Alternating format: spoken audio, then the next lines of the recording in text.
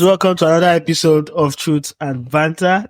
It's your host, Big Lala, and we're here once again. Before we begin, I'd like to say thank you all for always tuning in. Thank you for leaving your comments. There was a comment on Spotify that I didn't read last week. I'm going to read it this week. Yes, you can catch us on Spotify and YouTube, Truth and Banter. Follow us on social media, Truth and Banter. Without further ado, I got the guys in the building. I got Toby, got Show, got OPK.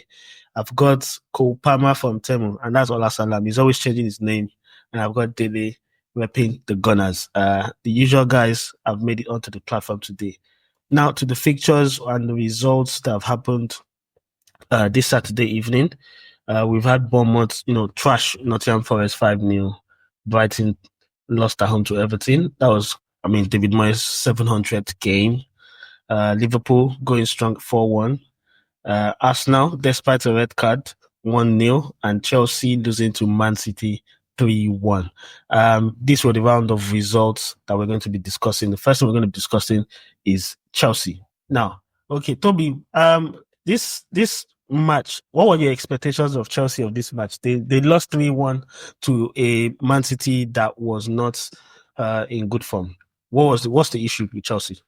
I think you've captured it. The question captures it. Man City was not in good form. How come they beat Chelsea despite not being in good form?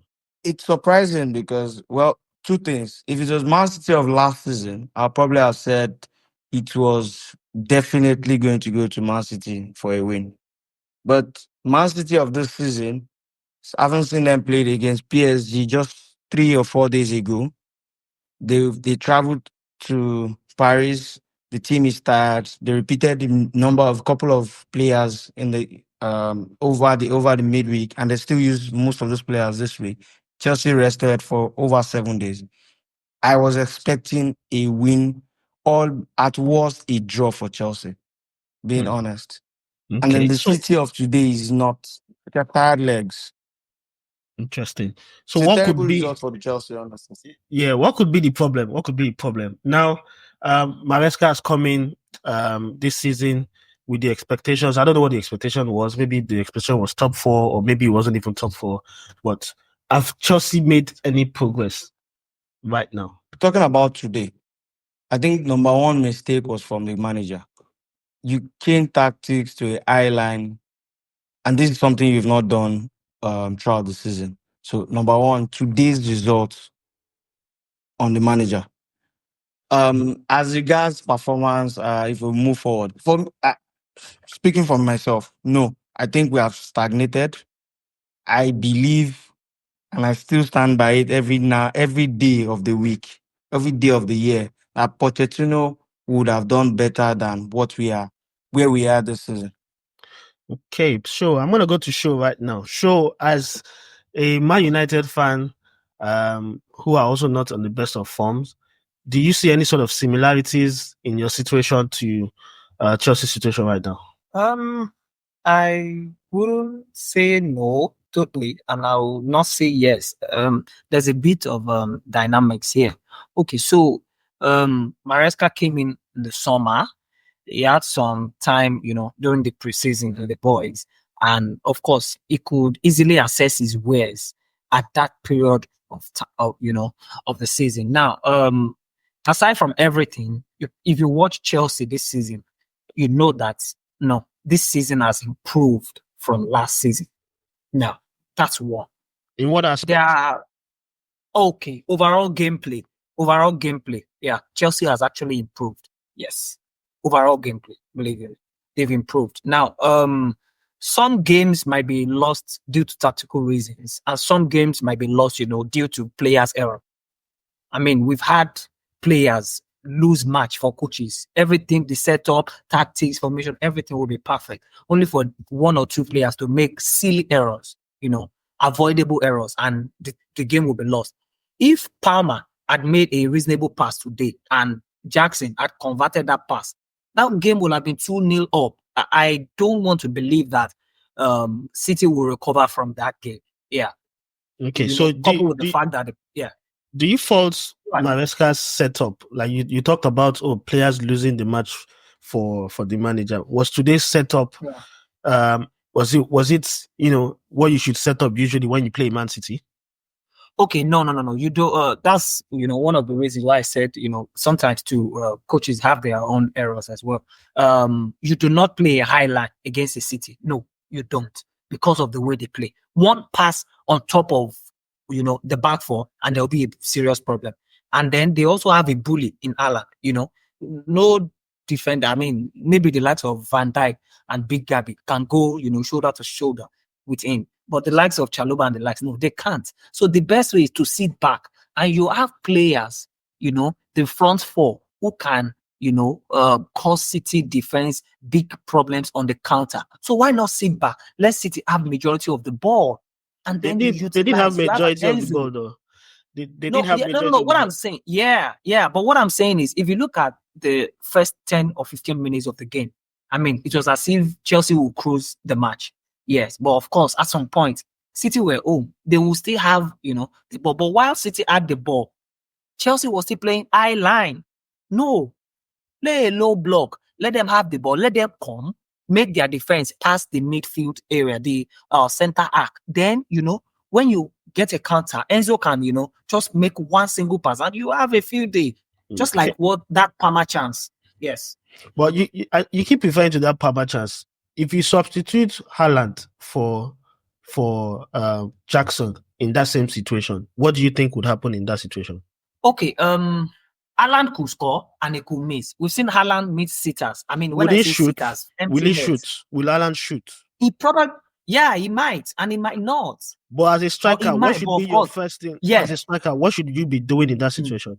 Yeah, of course, as a striker, your first instinct when you are in the box is to shoot as a striker. Yeah.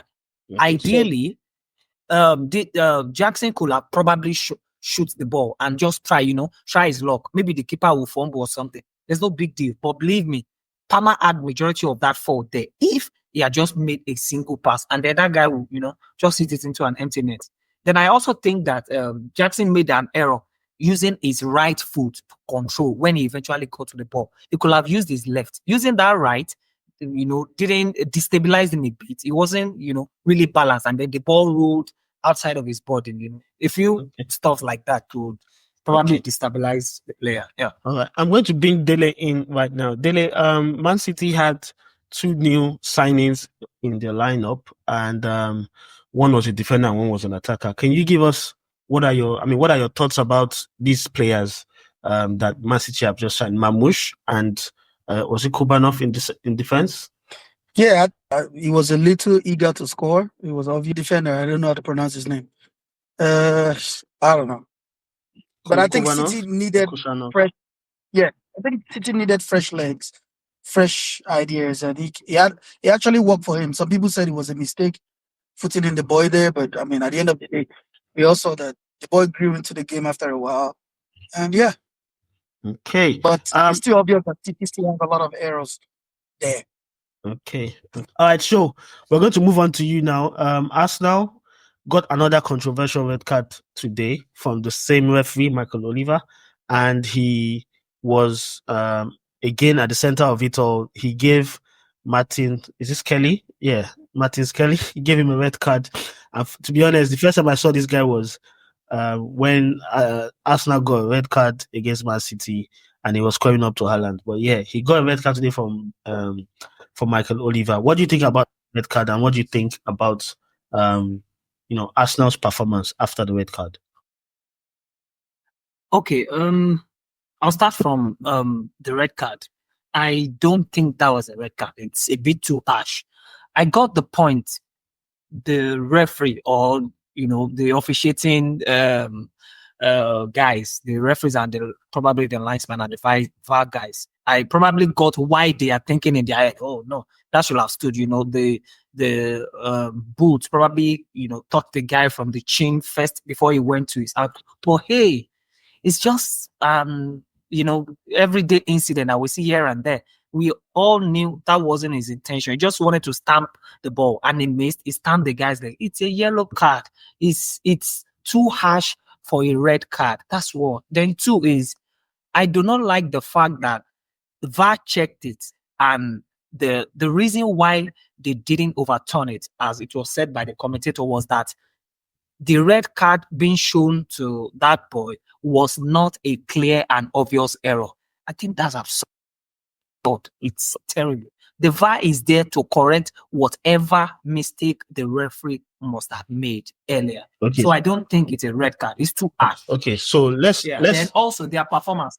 So before we go to their performance show, let's look at this one more time and say, okay, do you believe, regardless whether it's intentional or not intentional, can this tackle be categorized as serious foul play?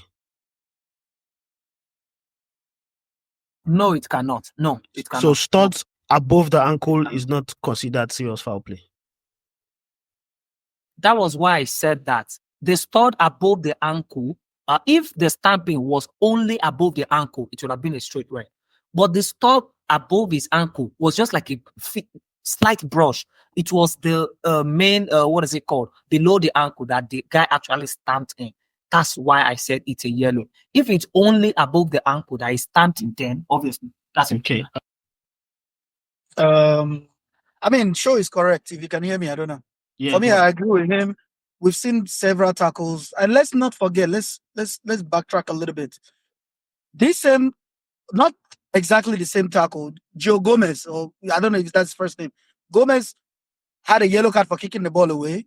There was a free kick 2 minutes or 3 minutes before that red card incident, where same Gomez went to ground and tackled someone. The referee did not deem that fit the second yellow card. He left the game. The other player was 80 yards, as what I read. I'm not sure if it was 80 yards from the goal. So for me, a yellow card is sufficient enough. I don't know. Well, for Martin Skelly, that card was not for stopping a goal scoring opportunity. It was for serious foul play. So it wasn't, regardless whichever way it was. But we cannot call that a serious foul play now. Come on, football is. I don't know what football has done to right now. I don't know. But at the end of the day, we can't complain again. They're correct. It's going to move on. I mean, everybody's going to experience it some other time. Okay, so what do you think about Arsenal's performance today? Were you proud? I think prior to the red card, we were flat. Maybe we needed that spark a little bit. We're flat. We had maybe 2 opportunities, and it fell to our defensive striker. And but after the red card, I would say the boys upped the game, especially Declan Rice. I always abuse him, going sideways. But as soon as we went one man down, he took on more responsibilities. He took the ball driving from defense to attack most of the time, not sideways pass or backward passes. Unlike before, where Gabriel and Saliba, they probably exchanged passes 50 times in 30 minutes. Okay. Good one for Arsenal and good one for Man City. Also good one for Liverpool, who won 4-1 at home to Ipswich. Salah with a goal and Gakpo with 2 goals and an assist in that one. We're going to move on to the next topic on the agenda. And last week, or maybe a week before, we were talking about the Ballon d'Or. I mean, this was from the conversation we were having about did Lamine Yamal deserve to be 7th? Did he deserve to play 7th? So this came up in one of the discussions. I don't know if you guys have given it a thought. If the season would stop right now, like who's your winner? Who's going to be your winner for the Ballon d'Or? I know there was a lot of controversy with Rodri winning it. The last edition, a lot of people thought, what's his name? Vinicius deserved it, even though I didn't think so, because I didn't think his stats were the best things, even in Real Madrid or in Spain as a whole. I don't think he deserved it. I think Rodri actually did it, he killed it in the summer and over the season. So now, guys, I want you to, state who you think would be Ballon d'Or, winner right now. I mean, I can say choose one, but I know it will be hard to choose one. If you have a couple of players, don't let it pass 3. Who should be in contention for Ballon d'Or and who eventually you think would win it? I'm going to start with Show. Ballon d'Or winner. Okay, number 1, I'll pick Salah. Okay, why would you pick? For Ballon d'Or, why would you pick Salah? He's had the most goal contribution, I think, in majority of the top leagues this season. Liverpool are sitting pretty first on the table, and they are in a very good position in the Champions League. I think that's a very good standpoint for him. That's one. Then two is, of course, whoever eventually wins the Champions League will determine. We'll have a whole lot of, what is it called now? Will be a very contributing factor to who eventually, wins the Ballon d'Or. But as it stands now, Salah and I don't know. Maybe it's trying to choose one. It's trying to choose one. Mbappe has not. Yeah. Yeah. I don't know, but okay, yeah. Sorry, Salah, Rafinha. Yes, Rafinha. He's had a fantastic season, at least so far, so good. He's had a fantastic season. Then I think I don't know, maybe Vinicius is something. Yeah, maybe Vinicius on Mbappe. Okay. All right. So we're going to move it on with Salah in the top 5 leagues. Then yes, of course, I think he has goals and assists 32 this season. But you've also mentioned that he's in pole position because of the Champions League stats. We know there's still a lot of football to play that's left in the season. But yes, you are right. He has, in that top 5 league, he has the most goal contributions. I want to go to Ola Salam. Who do you think would be in the running for Ballon d'Or? Who do you think would win it? The top 3, and then who do you think should, if we stop the season right now, who should be winning Ballon d'Or? Thank you, everybody. Thank you for this opportunity.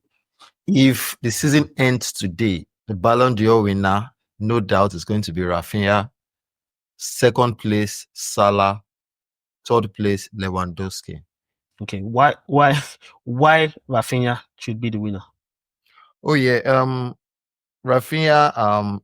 When it comes to the top 5 leagues, he comes second in goal contributions. I mean, he has about 24 goals in 34 games and about 12 assists. And Salah has I think 23 goals or something, but 17 assists more than him. But he has a trophy to show for it right now. What trophy is that? Is that the glorified, what's it called? The glorified what's the name of this competition? Is that the glorified? Is it the glorified, mid-season training club friendly that happens in Spain and outside of Spain? Is that what the trophy you're referring to? Lala, do you live under the rock? He has won the Super Copa. Yeah, that's what I'm referring to. Super Copa between 4 teams, and it's played in Saudi Arabia. Is that you call glorified? You people are it's a glorified club friendly. Is that what it is now? Is that what we're counting now? People are biased every week. If Barcelona did not win that trophy, you would not have said that. You would have given you would have sung praises of Real Madrid if they won it. You people are always biased every week. You know why I even think that thing should not even hold, because why do you think it should not hold? It's like the version of English what's called Community Shield. Nobody counts that thing as a trophy. Nobody. I don't even think fans should admit that this is a big trophy that we should say we're proud of winning. Yeah, saying Super Copa is not a big trophy. I don't think it is. Does anyone back me on this? Does anyone think Super Copa is a trophy that should count? Yes. I totally back you up. It is not. It is almost irrelevant. Yes, I didn't expect you to say much, actually. No. We've won so many as well, but you never see me counting as one. What relevant trophy have you won in the last 5 seasons? You that are speaking, Manchester United. Okay, we won the FA Cup 2 seasons ago. We also won the Carling Cup as well. So this Community Shield that you are talking about, this Community Shield you are talking about, but we didn't. It's the same thing. Always argue when it comes. You see, Lala, you people are biased. You people are biased on this. People are very biased on this. How is it biased now? I want you to explain to me why this should be an important trophy. I like the fact that this we always raise temper when we speak about things like this. You people are very biased when it comes to this. This is not bias. This is a difference of opinion. You need to tell us why. People are always biased when it comes to something outside of the English Premier League. You are always very biased. What's the difference between that cup and the Community Shield? I don't play in the English Premier League, and I am not a fan of any club in the English Premier League. I'm a fan of a club in You are Spain. deflecting. You are deflecting. In Spain. The competition is the same, right? They bring a couple, you know, It is best not the performing same. team. The Community Shield. Who plays the Community Shield? The winner of the FA Cup and the winner of the Two league. teams. Now, who plays the Super Copa? Who plays the Super Copa? 2 teams play Community Shield, 4 teams play Super Copa, and you are saying they are similar or they are the same. They are Why do 4 teams play a competition out of 20 league or 20 teams in the Spanish league, right? Or there are more teams even in Spain. Why is it that a competition that 4 people play? Well, I'm even dignifying it by calling it a competition. Why is it like this bunch of friendly matches that 4 people play and a trophy is given? What is the difference between that trophy and what Arsenal used to win the back difference then? Between Super Copa and Community Shield is Community Shield is played by the winner of, I think, the Premier League and the FA Cup winner, right? But Super Copa is played by 4 teams, which includes the winners and runners-up of both the domestic league and the cup. It is different. When you are playing Community Shield, what makes it important? What is the importance of that competition when only 4 teams? When you are playing the Community Shield, it's just one game. But Super Copa is 4 games. So you can play the person that is the runner-up in the league can come and beat the first or anything. It is an open league. You're even struggling to give me a good point why this is something we should. I'm giving you a point. I am saying the Community Shield is played by 2 people. I know it's 4 people and 2 people, but why is this such an important competition? Why is it? Why do you think? Because your own is a shield, Community Shield, as the Super Copa. That's enough. Whatever relevance you people put on Community Shield is different from the relevance the Spanish league put on Super Copa. So if you think Community Shield is not important in your own league, it is very important in ours, and everybody goes to the competition like their life depends on it. So when Madrid how much do they win? What's the prize money? You can Google it. When Madrid went there, Madrid did not go to the Super Copa and say, okay, and they want to go and play, or they didn't use their second 11 or their third 11. They used their first 11. The same thing you would do in a friendly game, like before the season. That's all this competition. That's what you would do. Let's be honest. In a friendly game, I can decide to play my first 11 first 45 minutes and my second 11 second 45 minutes. But the only reason why you wouldn't do it in this Super Copa. Go on, Toby. When was this competition? When was this competition? People stop asking me questions. You can use Google. I'm telling you, it is very important in the competition is just about money. It's Saudi. Football generally is about what? Competition for La Liga. This particular one is what we're talking about. Football generally about?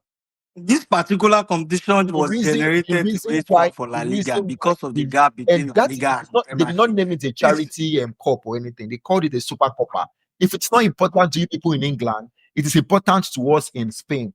So don't come and say, Arsenal too. Emirates Cup. We too won Emirates Cup. Okay, let's not deviate too much. Lala, I think I just want. Okay, can you tell us? Okay, moving on. When it comes to something, I'm going to be very silent from now. People are always very biased. No, don't be silent.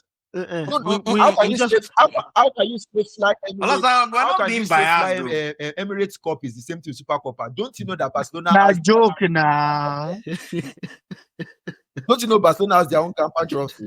That's joke now. But it's the same with Community Shield. If we're being honest, it's similar to Community Shield. It's not similar. It's different. Okay. What the only difference is 4 games, Abi. It's not that's enough difference. Oh, okay. So this go on. Yes, go on. Okay, yeah. So in Ola's defense, shut up. Who is this guy? If the season ends today, so actually that means that the glorified friendly like I'm talking about it will be the only trophy that anybody would have won, right? So even in that sense, it still makes sense because half bread is still better than none. So you guys support me today. I agree with the Rafinha based on good contribution. Oh, because someone should lock him up because of Lewandowski. But yeah, for me, I think it would be Salah, Rafinha, and maybe Jude Bellingham. Salah. Rafinha and then Jude Bellingham. Okay, Olasalam, I think you were saying that this was the reason why you would pick what's his name, Rafinha, right? What about the other guys? They said if the season ends today, who is going to win it? And I said Yeah. in my order, it is Rafinha, Because Salah, of the community shield. because of whatever. Okay. In my own opinion, it's Rafinha, Salah, and Lewandowski. Okay. Anybody can come and say, I think so. Show said, I think Rafinha. So you're asking for the top 3 players that are performing this season. You're saying, I think. How can you think? Is it not something you should know? If people are funny. All right, cool. Dele, what are your picks? And I mean, I've been trying to look at Rafinha's stats because I don't know if it's as as described. I know he's done quite well, but has he crossed that mark in terms of goals and assists like Salah? I'm going to double check that, but Dele, go on. Oh,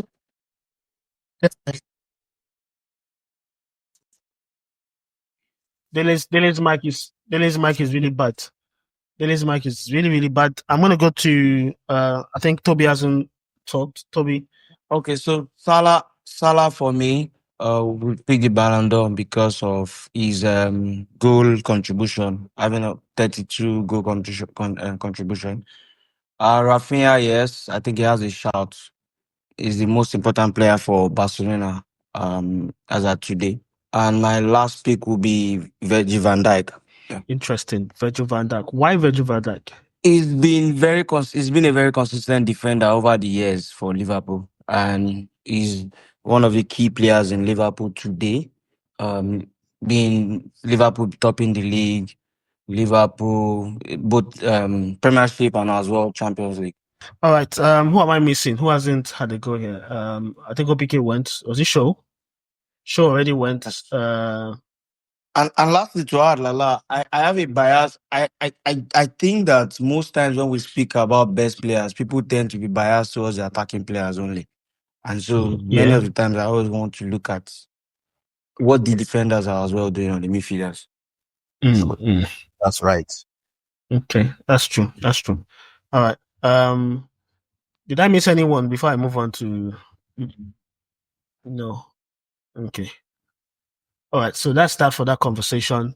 The Ballon d'Or winner as at this moment. We're going to move on to the next on the agenda. There's Nkunku and Garnacho. I mean, the transfer window is open, and there's a lot of things happening. A lot of rumors here and there. Nkunku has been, rumored to be of interest to Man United, and it is also official that Chelsea had dropped a bid for Garnacho. This is really, really, I don't know if it's surprising to Chelsea fans. Did you expect that Chelsea will go all out in January? Toby, did you expect that Chelsea will be making a bid for Garnacho? Replaced Modric. I would say yes. I expected that they should replace Modric. But probably I would have expected someone like Karim Adeyemi or maybe Ademola Lookman if they could go for that. That would show their intent. But going for Garnacho just shows that the people up there in Chelsea are being chaotic. They don't probably know what they are doing these days anymore. They just want to go for players in a young age, something they can resell. Clearly, they are all about the business, and we have left the era of Chelsea being going for that. I think I don't see Garnacho as a solution. I don't see him any better than any of the players in the current team right now. I don't see him improving the team. The left. Okay, you don't think he'll give us better output or better competition for Sancho? Better competition. Well, maybe I don't see him giving any better competition. I don't see his numbers. I'm looking at his numbers, his stats. There's nothing really interesting or enthusiastic about his stats. I would rather put a Tyreek George or something there and then wait till next season and then get someone better. Tyreek George. Garnacho is not it for me. All right, cool. So I'm going to bring you in here because this deal is happening between your club and Chelsea Football Club. And there's been rumors that it might just be a swap for Nkunku and Garnacho. Firstly, what are your thoughts about Nkunku and what are your thoughts about Garnacho potentially leaving? Okay, so for me, Nkunku I am not so sure how he would really fit in Man U. Especially with the fact that he has actually struggled in Chelsea. And Chelsea are currently, I mean, a more attacking team than United. Anybody playing the forward lines for Chelsea usually have chances, than anybody playing forward lines for Man U. And for him to be struggling in this Chelsea side, I actually don't know how he wants to survive in Man U. That's one. Then two is he's obviously not a point man. So that's another big problem. If he were to be a point man, we could say, okay, because he can still maneuver his way on the ball and stuff like that. Yeah, maybe he's better than what we currently have. The two half-baked guys that we currently have. But I mean, I've watched Nkunku in Chelsea, please, not while he was still at Germany. I don't see he's not there. That's just the truth. What Now, for position do you Garnacho, even think he will play for okay. you guys? Where would he play in Man United? Who is he going to be competing against? Is he going to be playing as a striker or is he playing as one of the attacking midfielders? Okay, so basically, the way the coach set the team up recently, we do 3-4-2-1. So I think it will be part of those two behind the striker. That's what I think. But we need more than what he offers in those two. For example, Garnacho, we know that if for anything, he relies so much on his pace. And, the best games that we have played so far this season are games where we can soak pressure and then launch counter. I don't think Nkunku can, give us that. Don't forget that even those games that we launch counter, you have defensive responsibilities to do, which Garnacho does very well, which is one of the reasons why I personally always prefer Garnacho to the likes of Rashford, because Rashford doesn't really give, I don't know if it's a decision he made, by himself that I know if they struggle, go they defend a bit. I don't know. But Garnacho, maybe because he's still very young, then he's still more like a raw talent that needs some, form of guidance and all of them, because I see a little bit of arrogance in him and those things which could easily, potentially ruin his career before it even began. So yeah, so I don't know if it's because of him being a South American, they are very rugged, those kind of I don't know. But personally, I don't want him gone. I don't. For anybody. If we want to get anybody, let us go and get the person while Garnacho is still there. Because, I mean, still, yeah, that's just my own opinion. All right, I'm going to bring OPK in right now. So OPK, Sorry, please. Except Garnacho says, I want to go, then they can release him.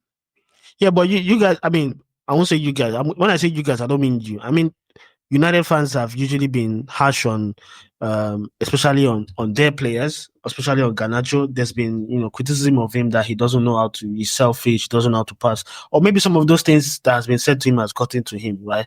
If he says he's going today, do you think it would have been, it would have been justified to say I'm leaving, I'm not being treated right? Okay. There is no player in Man U today that has gotten 1/5 of what Paul Pogba got, because we bought him for 80 million, which was not his fault. Now, in fact, I recall a season where Paul Pogba was our highest goal scorer. He was still the one that everybody was pointing to, that he wasn't doing enough. So, see, he's a professional. Don't forget, he has people with him. If he has, if these things are getting to him, players do go off social media and the likes for their own mental health and all of those things. So he can seek help. I don't have an issue with that. But if for whatever reason he made this decision that, see, I want to go, then they can allow him to leave. Chelsea players also point to their own. Would it be a problem? Point to their own players now. Would it be a problem? Would it be a problem if he comes out to say, "Oh, I want to leave"? There's no. For me, if he wants to go, he should meet the United hierarchy. Say, see, I want to go. If they don't want to release him, then they can come out if he comes out tomorrow now and say, I want to leave, or maybe United are blocking him from leaving, would it be okay? Then they can come. Yeah, he can. If they are blocking him from leaving, then they can come out and say he wants to leave. Of course, that means he will force their hand, and he will. Will you be okay with it if he says he wants to go? You are not getting my point. See, I get your point. I want you to answer a question. No, this is about not Man United. If Garnacho comes out tomorrow and says he wants a new challenge, would it be okay with you? Would you be okay with that? Means that means he's ready to go, and I'll be okay with it. But I you don't cannot know be why okay they are- with Rashford. Eh? Hold on. I know where. Calm down. You are missing two different things. I'm not Please. mixing I need you anything. to understand. No. I wanted See, to see. know. Hold on now. Hold on. See, you are mixing two different things entirely. Rashford came out and said he was going, and I said no problem. It can be sold. They should sell him. I don't have an issue with it. The issue I have with someone You've saying turned- that they are you've turned hold against on. Rashford, yes Please or no? hold on. No, hold on. You don't get my point. No. Turn against him as how? He said he wants to leave. When he said he wants to leave, I said yes, they can sell him. I don't have an issue with it. My issue is saying they didn't treat him right. They didn't treat him right by someone we gave 350 while he was dropping stinker performances. No, I don't have Sure. an issue with anybody. Sure. Ronaldo, hold on now. I love You Ronaldo don't- more than anybody. When he did that interview, I said, nah, you Sure, cannot he's do been this emotional. while you are still here. You have to go. And that is it. I'm not Okay. emotional. I Okay. like Man U, not the players, please. Okay. The reason why I asked you is because during the week you had said you turned on Rashford because he said he was going, but all of a sudden you're I okay. think you mistake my English. No, please. Let me explain what I mean. When I say I turned, I have always wanted Rashford to be the future captain of Man U. When he said he wanted to go, I did a 360. Now you can leave. I cannot support you, irrespective of the rubbish you do again. That's what I mean. Not like I hate him. If he still goes to anywhere, I'll watch him now. Don't I watch Chelsea? Sancho no dey there. Even if we go, they put agenda here and there, but I still watch him. And how many times have you seen me put Sancho tweet out? No. Okay. I got what I needed from that conversation. Opayinka, what do you think about Garnacho coming to Chelsea and Nkunku going to the other way? Yeah, so basically, I think like this deal both clubs are actually trying to do reflects where both clubs are at the moment. So basically, Chelsea needs a proven goal scorer. Like bunch of Chelsea's problem right now lies in the fact that you don't have people that can put the ball at the back of the net, right? So, and if you are going to get if you want to do a business right now, I think the most important business for you to do right now is to get a proven goal scorer. But what does Chelsea want to do? Bring another winger that does not have so much ability to put the ball at the back of the net, because Garnacho also has the ability to get past people, but still cannot get those goals. I'm sure he does not have 10 goals. Let's say I'm sure he does not have 15 goals in the last 2 seasons in the Premier League. But people can argue that they're just trying to replace Modric. Don't you think that's something they need to do? But like that's not the most important thing for them right now. Just even as it is, just have like 4 wingers right now. So even a Modric is not like, yes, it's okay to replace a Modric, but yeah, Modric was not a starter before this whole thing. I'm sure he has probably not even played up to 180 minutes in total in the Premier League this season. And if you want to replace him, I think logically you should be replacing him with somebody like, let's say, Ademola Lookman or some like an inside 4 kind of winger that will probably get you the goals. Okay, so even if it's a straight swap, you're not interested. So that's I said, it actually reflects the situation of both clubs. So going to Man U on the other side of Man U. So Man U also wants to get a striker that said he's not a striker. You already have a 9.5. That's another problem for them. They have a 9.5 who is now not. They want to buy a 9.7. You understand? So that's why I said this deal actually reflects where both clubs are at the moment, and that's why other clubs seem to do better than what both clubs are doing at the moment. So for me, this swap does not make any sense.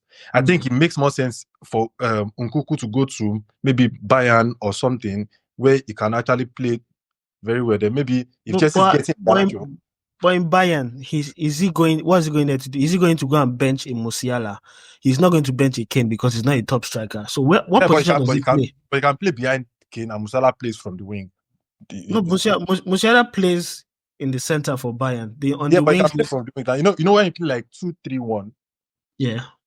So the 3 behind the strikers, rather, they are not. So basically, they are just going just like the way Oscar, Mata, and someone else, Mazaka and Hazard. Yeah. So just the kind of way they play behind But I think it's that simple. He will play well. He will play better, and he has a good understanding of Bundesliga. Okay. Toby was dropping a few nuggets. Where you saying Nkunku would best fit PSG? PSG, I think they just sold Kolo Muani, right? I think they sold him to Juventus, and then he scored on his debut.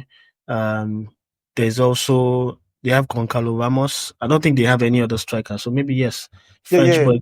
I think he started off at PSG too. Yeah, he did actually. Before going to Leipzig. All right. So, anyone else having a last words on Nkunku and Garnacho transfer? Else we would move on to the next segment, which is an exciting trivia segment. Anyone? Why is Chelsea trying to sell it? Well, I think Nkunku says he wants to leave because he's not getting the chances in the. I think he prefers to play in the Premier League. He doesn't like playing Conference League. But I don't think that would have been a problem if Chelsea was in the Champions League, actually, because if we are rotating the way we are rotating for Europe and home, it shouldn't be a problem. They get to rest. But he's not getting chances in the league. And I think if I'm a player, I think that's where, the home fixtures in England, I think you want to make his mark there in England. And if you look at his record outside of this competition, is actually good, but the quality that he's playing against, I don't think it suits him to even be proud that I have this amount of goals. Yeah, but I think in Nkunku's defense, it's okay to be angry. It's okay. I mean, number one, he does not want to play as a forward, as a striker. Mm-hmm. But unfortunately, he can't bench Palmer at the moment. But for me, I think it's even more frustrating when the person benching in quotes, let's say Jackson, is not even a very good footballer. But he's going to get to know the ahead of you because it suits the pressing pattern, which for me does not make sense. The role of a striker is to put the ball in the back of the net. If your striker can press but cannot score, it does not make sense for me, actually. To be honest, I do think that Jackson's game, if you notice, Jackson's game goes beyond just doing the press. I think he actually stretches defense. He runs into channels, which Nkunku does not offer. And but then what is the like in the job description? Like if you get a job, your job description mainly will be for a striker will be what, please? Is to put the ball in the back of the net. But if if you give Nkunku and Jackson 3 clear-cut chances, who are you putting your money to score at least one?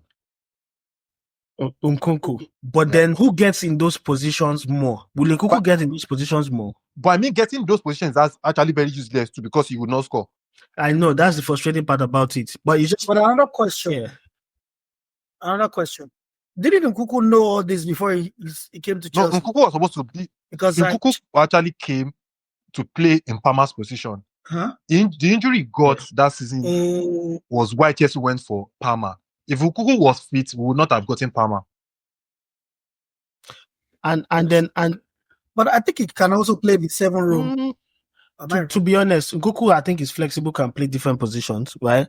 But even in the 7 row, this particular coach, this Chelsea coach, prefers certain type of wingers. What are his attributes for Nkunku?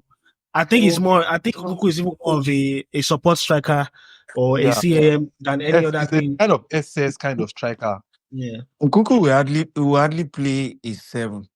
He's more of a support striker. But the first game against Man City, he played from the wing. He should be able to play there. No, but he played from there, but he was not effective. If you go back to Leipzig, he's always behind you to forcing. He's not a point man. But I think his game is the kind of game that, like Palmer kind of game, he wants to be involved in the game. So even if the ball is in the right wing, in the left wing, he wants to be involved. So it is more difficult when you tell that kind of person to play with his back to goal. It does not make sense. He doesn't even need to play with his back to goal. He just needs to run into channels. But I don't see Nkunku doing that. He never does that. Yeah, because he wants to get involved. No, because for example, Palmer, he can't do that.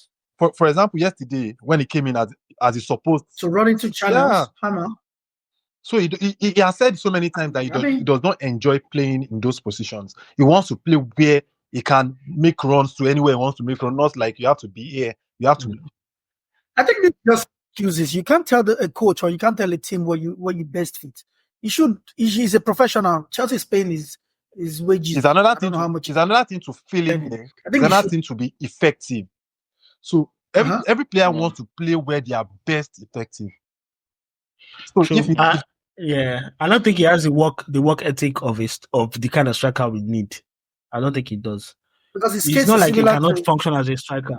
the other Portuguese guy. Okay. So what I just see to this Nkunku guy is majority of teams now have literally scrapped that his role, which is a supporting striker. I hardly see anything play typical 4-4-2. We use a point man and we use like a number 8, the one behind the striker.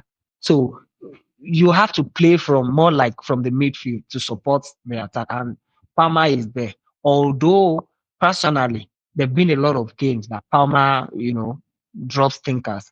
The coach could fill this guy in for some 10, 15 minutes and see if it will actually work. But it seems, well, because it's Palmer and he's more like a magician, he's still like the only one who could do magic, for things to happen. So maybe that's why the coach doesn't try to risk him.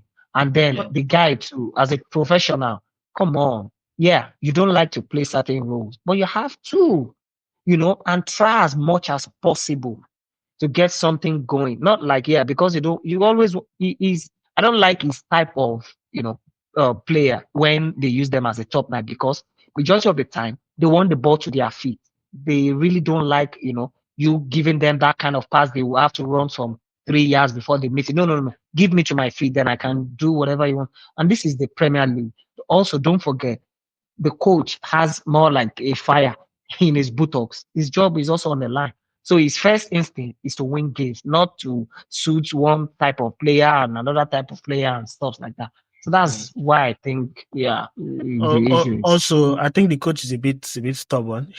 I think he's insistent of playing Palmer in that number 10 role or that CM role, because I think last season Palmer played a lot of his games from the right hand side, right? And you can see the output from that right hand side. He even switched his game. He will cut in either cross or either he shoot and things like that.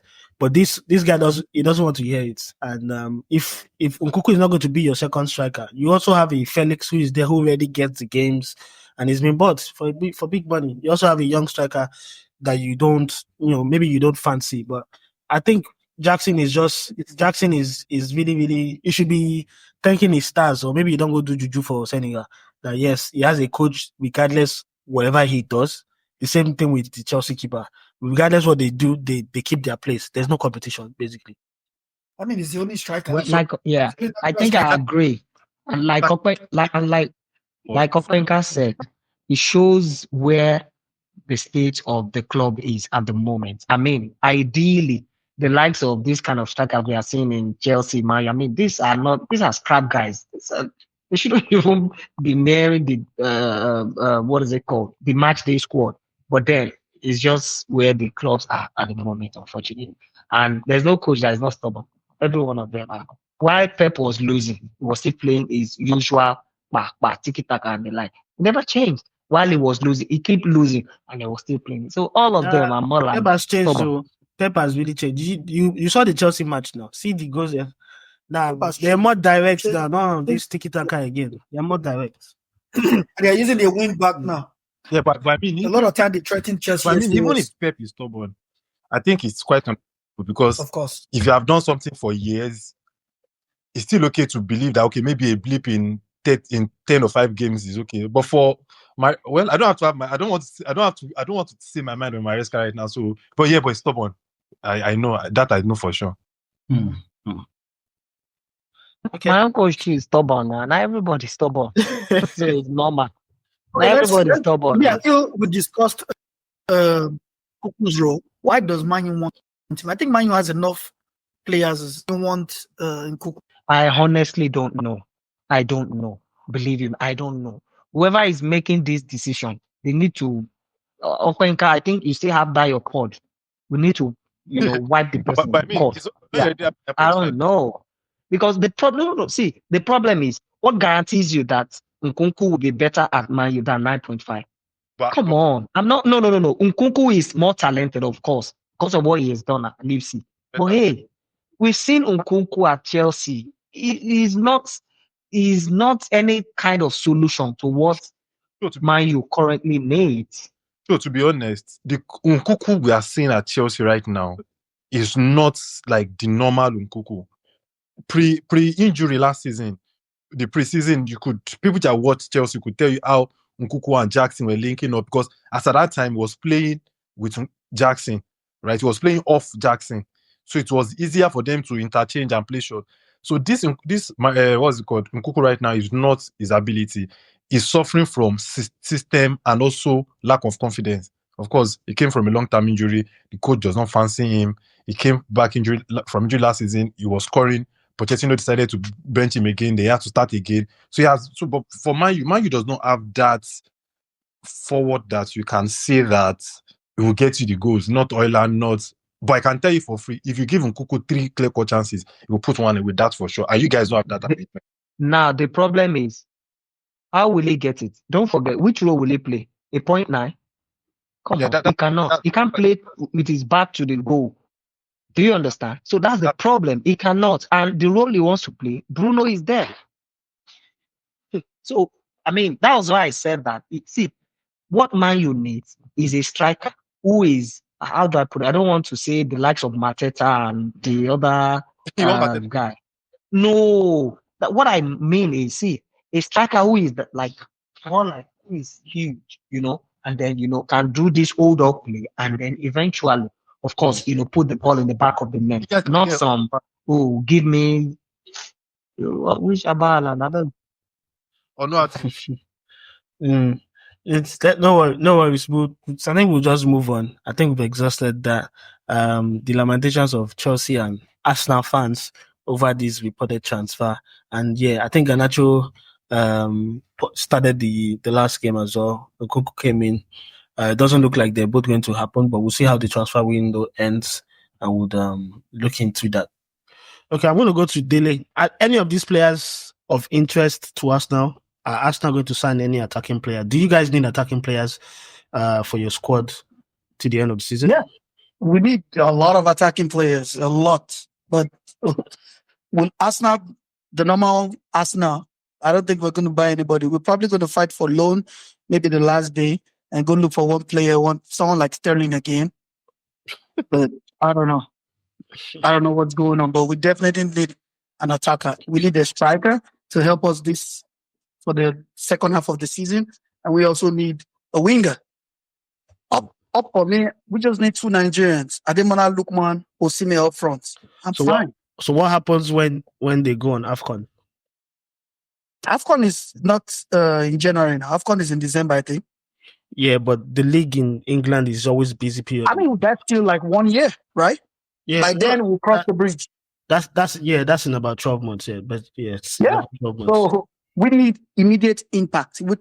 We don't need someone that will come in again. Okay, the other day I was reading, they were talking about the little boy from Norway as well, that we don't know if he's going to Man U or Arsenal or Manchester City. I don't know what we want to use that boy to. He will come in, he's not going to make any impact. Interesting. I'm going to go to Olasalam here, just for fairness sake. I know he's a Barcelona fan. What do Barcelona need right now to to secure the La Liga? You have your attackers who are firing on all cylinders. Do you think you need any sort of reinforcements, especially attackers? If you do you think that either of these players, Garnacho or Nkunku, are they players you fancy that you'd like in your team? Thank you for this opportunity. I don't see maybe a Garnacho. I don't really rate him, but maybe a Garnacho. I think if it comes to a team like Barcelona, I feel he can adjust and also contribute, because as we speak, we don't have we need somebody to complement Lamine Yamal on the other wing. That's why we're looking to go for players like Rafael Leao, this guy in Bilbao, John Nicola, what's his name?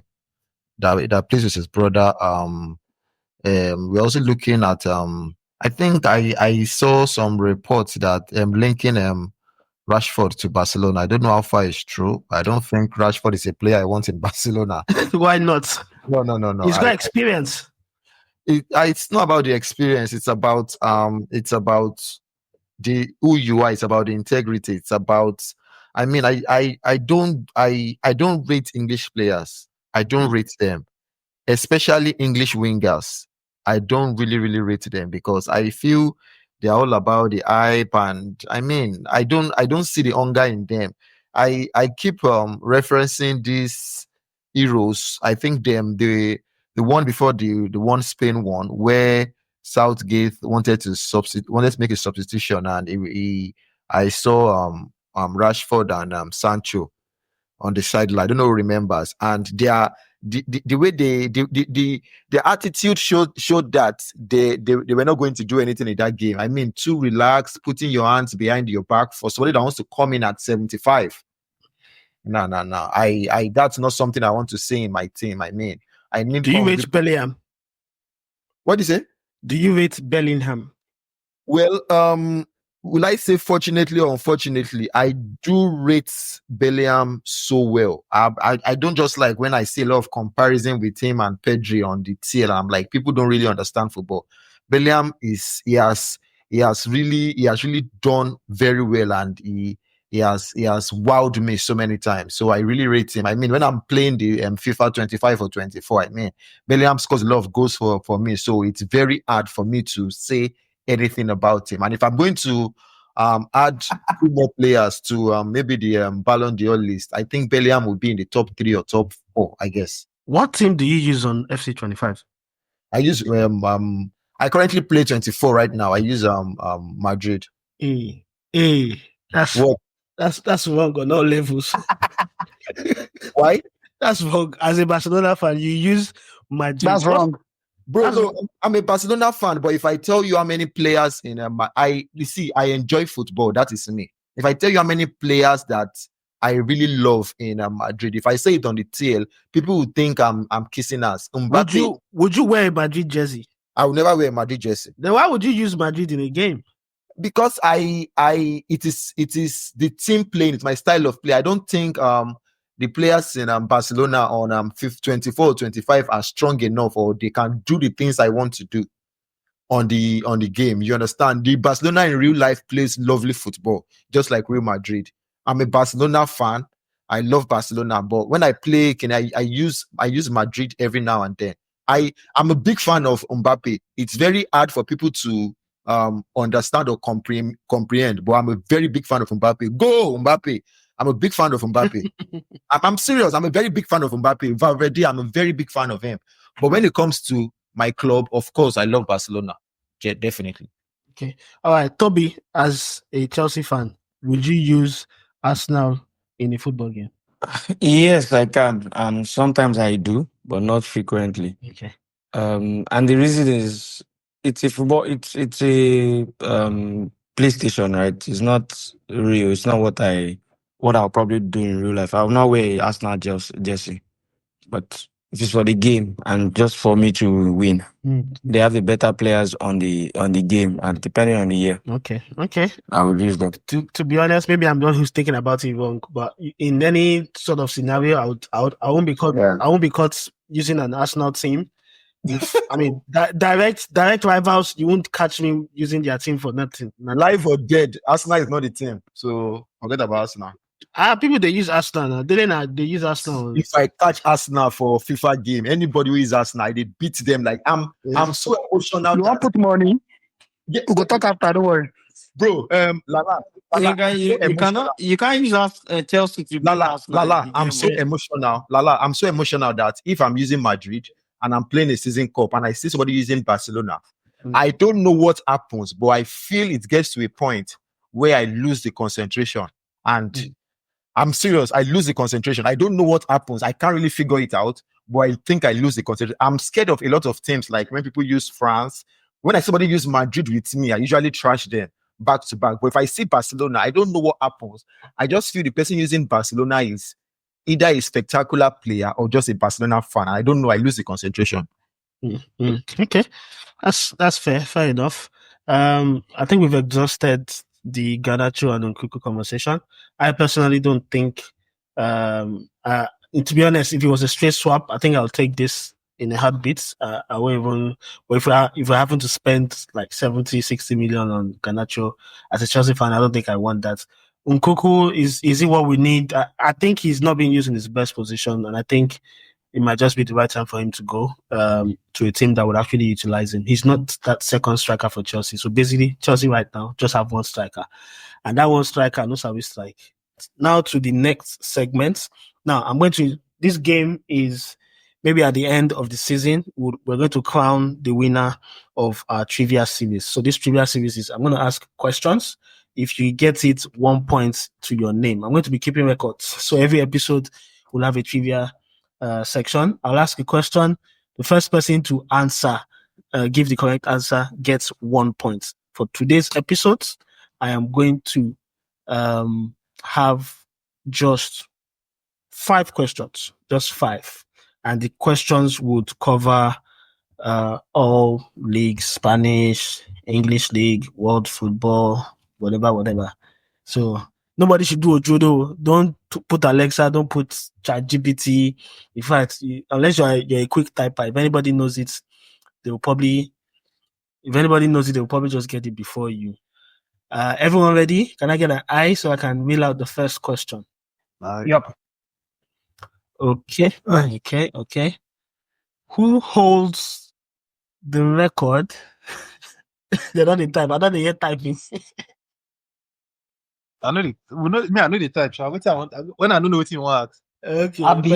Person won't quickly type record for. So I want to say it as quickly as possible, right? Yeah.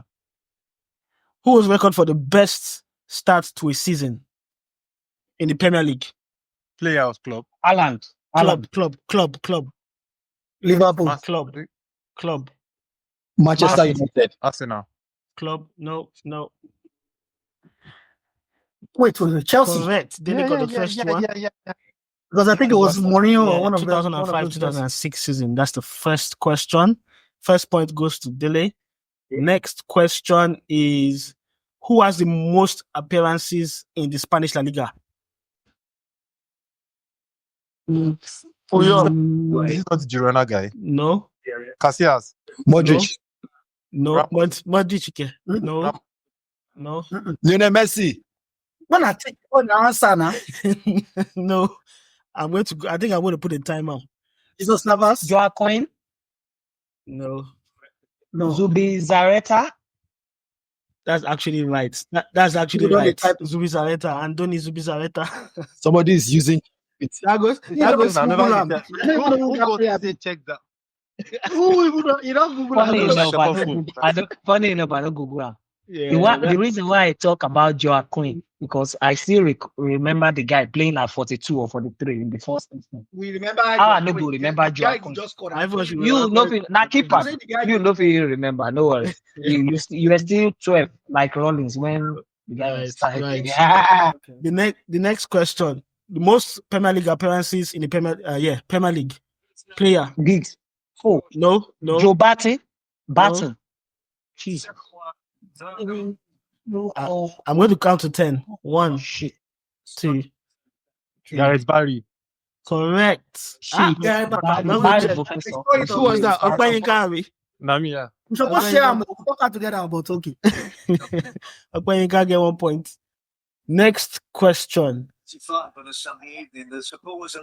Who has the record for the most points in a season in Spanish La Liga? Madrid. Barcelona.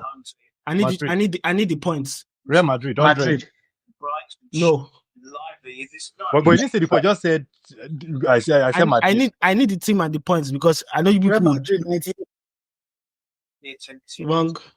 I know it's Mourinho's Madrid. Barcelona. Guardiola's Barcelona. How many points? I think it's 102 or something. Wrong. I want to count to 10. 1. Madrid 95. Wrong. 6, 7, 8, 9, 10.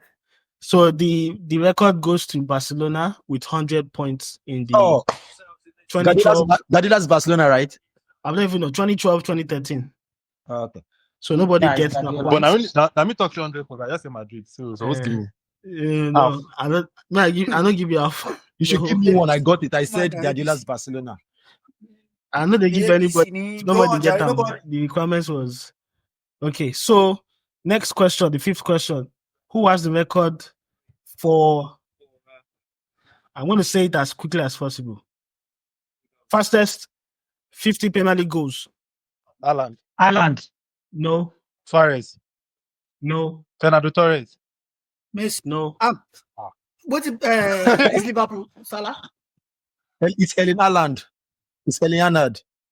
I think my own record save. It's Haaland now. Haaland, I get him now. Erling Haaland. Now the previous person day, yeah. I mean, first talk Haaland. Haaland. So we Now don't Haaland fit- correct. we go cancel am. No, na me and you. Now me self talk am na Haaland. Where I don't talk sense. We go cancel In everybody talk Haaland. Haaland. You can't see the question. Okay. Itario. Okay, I'll cancel the question. I'll cancel the question. Thank so, you. So the last one, we're gonna have the last one now. 1 second. Okay, I think I can ask this one.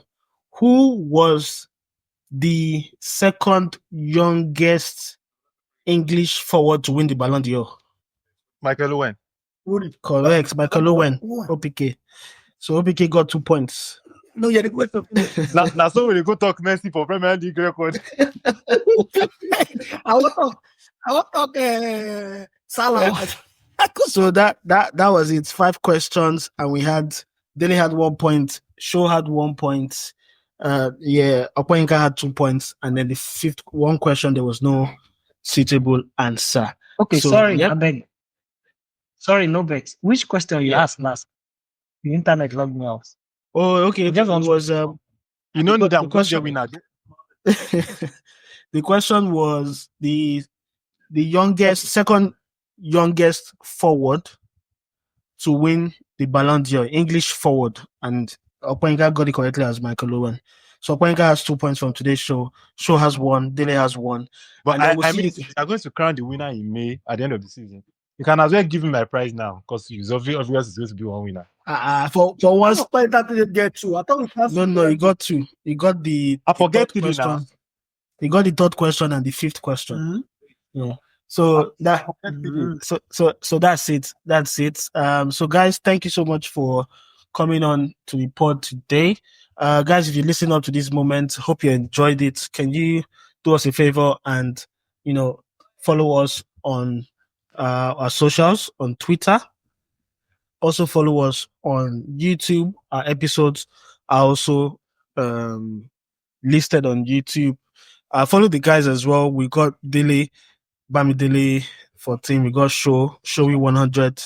We got Opoyinka. I am _Opoyinka. And we have Ola Salam. Ola Salam, the Barcelona fan. We've also got Papiti too. In the you just check in the comments or in the short description, the handles are there in case you want to tackle them on anything. I said I was going to read a comment last week, which I didn't get to read. The comments from Nemzi. He left a comment on our Spotify. He says Chelsea fans are always sentimental, Sha. It doesn't even matter when they retired. Salah is a much better player over Hazard. Stats are there to prove. Football is all about stats, and that is all. Nemzi, thank you for leaving your comments. Kindly subscribe to the pod so that you can get the next episodes. I will be looking forward to more of your comments. Until next time, it's your host, Big Lala. See you on the next one.